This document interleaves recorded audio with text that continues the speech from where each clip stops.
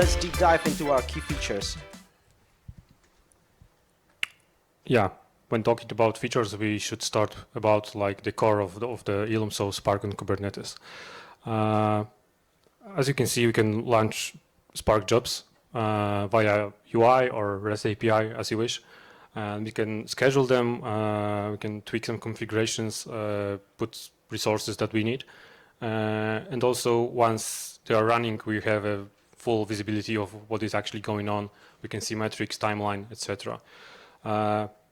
Real benefit here is that Ilum eliminates the usual overhead of managing Spark on Kubernetes. Usually it's quite time-consuming and actually hard to manage all of that on Kubernetes. There is no need of complicated setup or hunting errors. You can just use it. It's available out of the box. And yeah, ready to go with all of you need to run Spark jobs on Kubernetes.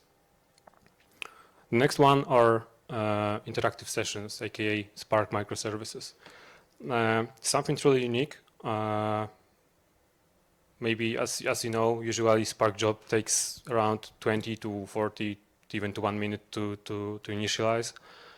Starting context, loading resources, deploying dependencies, all of this takes time, which is completely fine for big jobs, right? If we have time, then it's okay.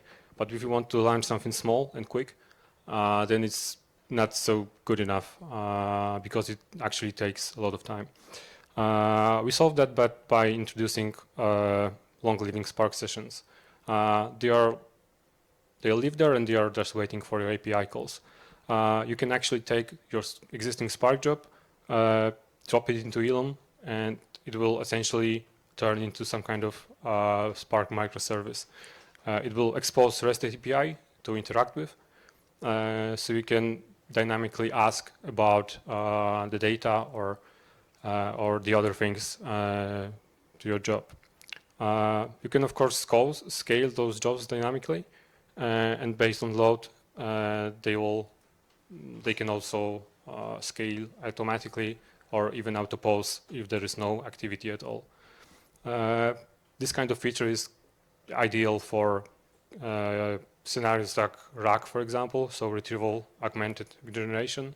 So can you imagine a Spark microservice when you can specify the context, feed it with your data, your local documents, or internal specs or whatever, and then this microservice can fetch it, feed this model with all of this relevant data, and expose some kind of interface to interact with.